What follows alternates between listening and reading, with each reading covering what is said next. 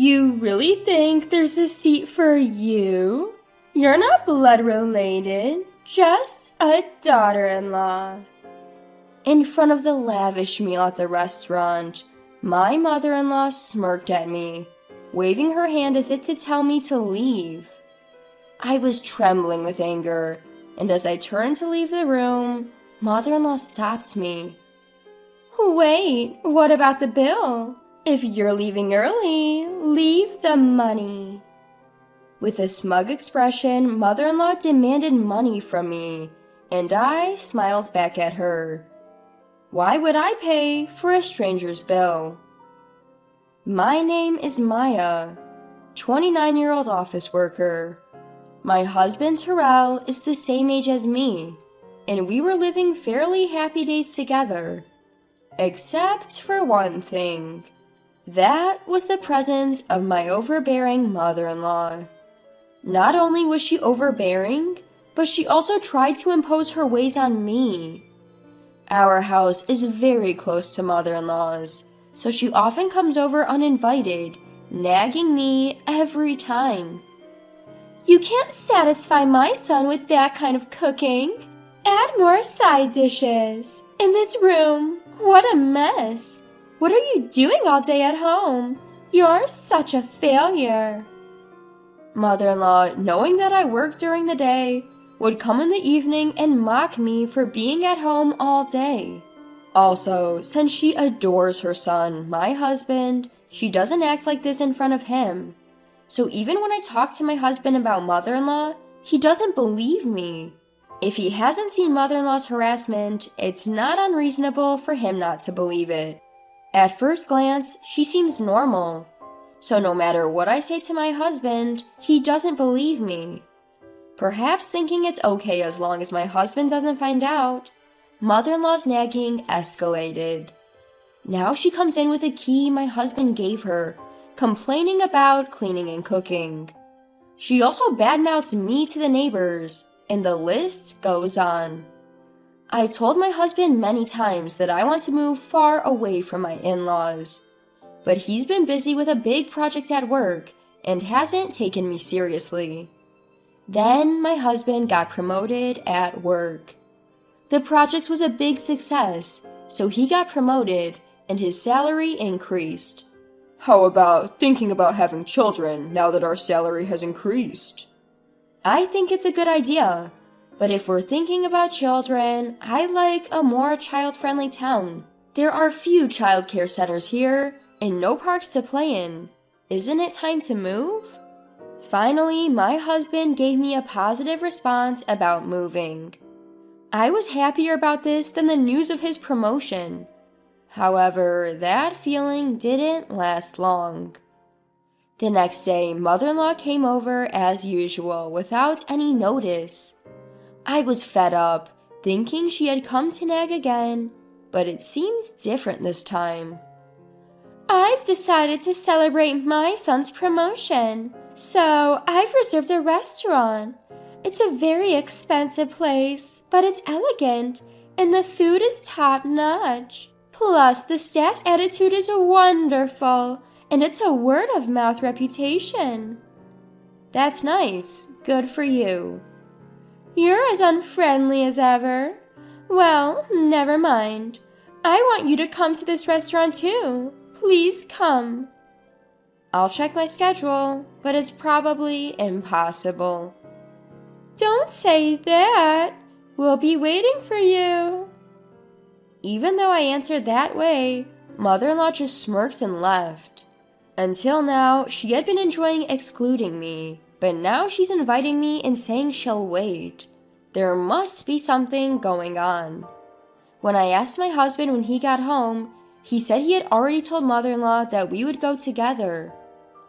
She reserved that restaurant for us, and I'm looking forward to it.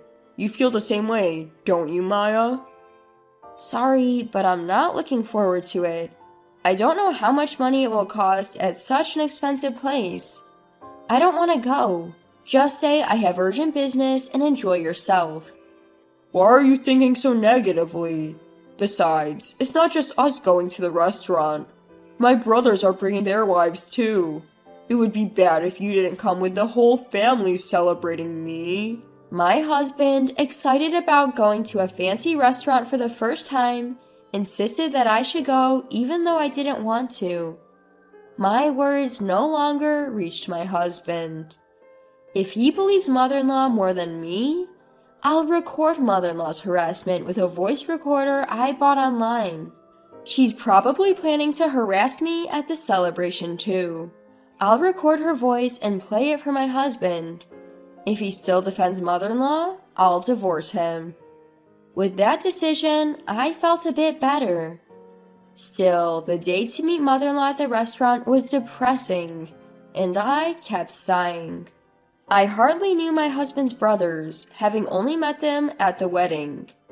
And I had no memory of talking to their wives beyond greetings. When we arrived at the restaurant, the waiter led us to a large room. Mother-in-law, the eldest son and his wife, and the third son and his wife were already seated. The lavish food was already on the table, and there was only one empty seat. My husband then tilted his head in wonder. There aren't enough seats. Did the waiter make a mistake? I'll go ask. Everyone start eating. The moment my husband left the room, mother-in-law stood up and sneered at me. There's no seat for you. Why should I invite a stranger who just married my son to a family celebration? So I'll give you a choice. Show your sincerity and be accepted as family, or leave and never show your face to me again. Choose now. I'm leaving, I answered without hesitation, and mother-in-law was momentarily flustered. Did she think I would beg her to recognize me as family in this situation? No way. Listen to the end. If you pay the entire bill here, I'll recognize you as Terrell's wife. You must be frustrated being treated as a stranger, so pay up and become family. I told you I'm leaving. Why should I pay for someone else's family's bill? As I turned my back, mother-in-law slammed the table and shouted, Don't you get it? I'm offering to make you family. Are you okay with being a stranger? Pay up now. I'm fine being a stranger. Since I'm a stranger, I won't pay for your meal. Goodbye. Mother-in-law chased after me, but by the time she reached the entrance of the room from the farthest seat, I was already at the entrance of the restaurant. When I got home, thinking I'd email my husband, he came back within 10 minutes. The waiter said the reservation number wasn't wrong, and my mom was causing a scene. I heard the situation from my brother. I'm sorry for making you feel bad. You managed to come back quickly. She seems like she would make a fuss if you left. How could I eat with them after they made fun of my Maya? My husband quickly learned what had happened after I left and hurriedly followed me home. Furthermore, my declaration that I was fine being a stranger seemed to have awakened the eldest son's wife and third son's wife. They had thought that enduring harassment was something to be endured in silence, but seeing me talk back made them realize I can do it too. In their momentum, both left and their husbands, the eldest and third sons, hurriedly followed. I was expecting complaints from mother-in-law, and within 3 hours, the phone started ringing repeatedly. I ignored it, but it was so noisy that I blocked it, and then a call came from an unknown number. Hello? Sorry for calling so late. Is this Maya's mobile phone? The man on the phone identified himself as a police officer from the nearby police box. According to the police, after being left alone, mother-in-law ate what she could and apparently tried to have me pay the bill later. However, the restaurant already had a negative impression of mother-in-law after the commotion. They refused mother-in-law's request, thinking there was no chance I would come back to pay after leaving angrily. Mother-in-law then called me to come back and pay, but I ignored all her calls. The restaurant suggested she pay by card, but mother-in-law didn't have a credit card and hadn't prepared enough cash for everyone's meals. She tried to call other family members to cover the cost, but no one answered.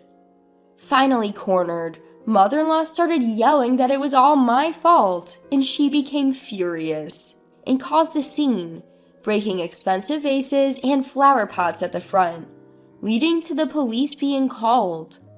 The called police calmed the raging mother-in-law, but she kept insisting she was not in the wrong. The restaurant not only unpaid, but also stuck with a troublesome customer, asked someone to take her home. Feeling guilty about ignoring a call from the police, we reluctantly returned to the restaurant. When we arrived, mother-in-law was being calmed down by the police. Mother-in-law, who had been crossing her arms, raised her eyes and screamed as soon as she saw me. "You good for nothing! This situation happened because you didn't pay the bill. It's natural to help your mother, isn't it? Pay up now!" I was utterly astonished that mother-in-law would say something almost threatening, even with the police right there.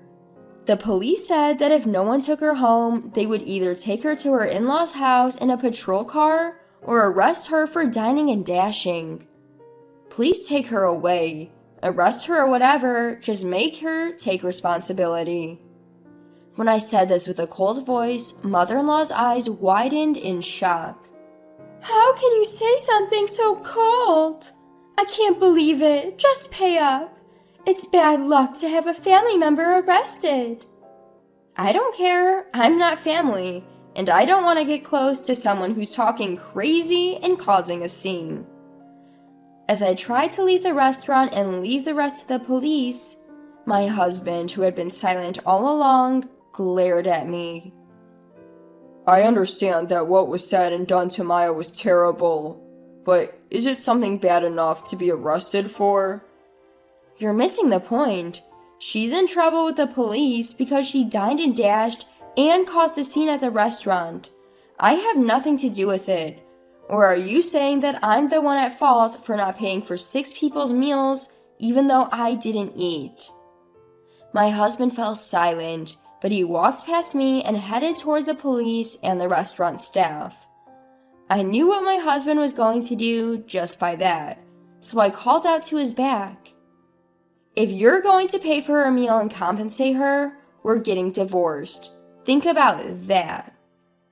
My husband didn't respond to my words and silently took out his wallet.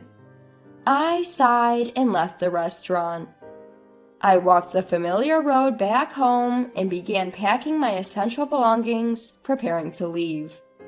Just before the date changed, my husband finally returned. Mom's not getting arrested. It seems she was really in the wrong, but the restaurant said they'd forgive her if I compensated them and promised never to come back. I didn't have nearly enough money, so I had my brothers come and help. Ugh, I'm so tired. My husband rambled on about what happened after I left, looking exhausted. Perhaps annoyed by my lack of reaction, he came over to me with a sullen look. Hey, what's with these bags? I'm preparing to leave the house because we're getting divorced. I told you that if you defended her, we'd get divorced. You're not going to say you didn't hear me, are you? My husband looked down at me, packing in astonishment, but then he raised his eyes and began to yell. What's going on today? You've been acting strange all day. I get that Mom did something terrible, but why do we have to get divorced? I told you I'm being harassed, and even when you see evidence and hear other people's testimony, you still choose your mother, who was almost arrested, over me. Is it strange that I want to divorce someone like that? I've had enough. My husband continued to say various things, but it all went in one ear and out the other. I prepared to leave the house and also made preparations for divorce. The next morning, I immediately went to get the divorce papers. When I signed and handed them to my husband, he made a big fuss about not wanting to divorce. But when I said I would involve a lawyer, he reluctantly signed and I submitted the papers right away. I was finally able to return to being a stranger. Afterward, my husband moved out of the house and went to live with his parents. Apparently, he had relied on me for most of the housework, so he couldn't do it himself. As a result, the house became a mess. He disliked the dirty house and canceled the apartment lease, deciding to return to his parents' home. Also, the eldest and third sons ended up with similar outcomes. On that day, when my husband called his brothers to help with the compensation, they each had a big fight with their wives. The wives said they didn't want to pay for something that was their own fault, but the brothers used their savings to help their mother without consulting them. Moreover, the brothers believed mother-in-law's words that they would be arrested because of their unreasonable wives. Their love cooled at the sight of them belittling me, and they were confronted with divorce on the spot. Both of them also returned to their parents' home, saying they didn't want to do housework. In the end, mother-in-law and the 3 childlike brothers returned to the in-laws' house. Thanks to that, they are being laughed at by the neighbors, saying, "All the brothers were abandoned by their wives." Mother-in-law calls such talk nonsense and passionately explains how useful and ungrateful we wives were. The husbands heard the story and smugly nodded, saying, I knew it was the wives' fault. Divorcing them was the right decision. However, I had a decent relationship with the neighbors, and no one believed such talk. The neighbors knew about mother-in-law's nasty personality, so they quietly kept their distance and laughed at her. Mother-in-law became known as a mother who failed in educating her sons, and the husbands became famous in the neighborhood as mother-loving sons who defended their mother instead of protecting their wives. Even though the furious mother-in-law and husbands tried to contact me, I had changed all my contact information and moved to a new house. In the end, the husbands couldn't find us and are living their lives, constantly complaining. Since then, thanks to no longer being involved with mother-in-law and the others, my days have become enjoyable. Of course, being free from mother-in-law stress is a big part of it, but making new friends has also been significant. Actually, I hit it off with the ex-wives of the eldest and third sons while going through the divorce process, bonding over our complaints about mother-in-law. Now we often go out for meals and enjoy shopping on weekends. In terms of giving me such wonderful friends, I might even have to thank my ex-husband. The day after tomorrow, we're all planning to go to a new cafe. From now on, we can do what we want. It should be obvious, but it feels more liberating than before. From now on, I want to walk our own lives without getting involved with such people. I'm also grateful to them. I think I would still be living alone if it weren't for them.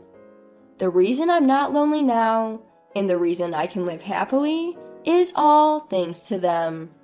I'm truly thankful. I hope this relationship continues forever.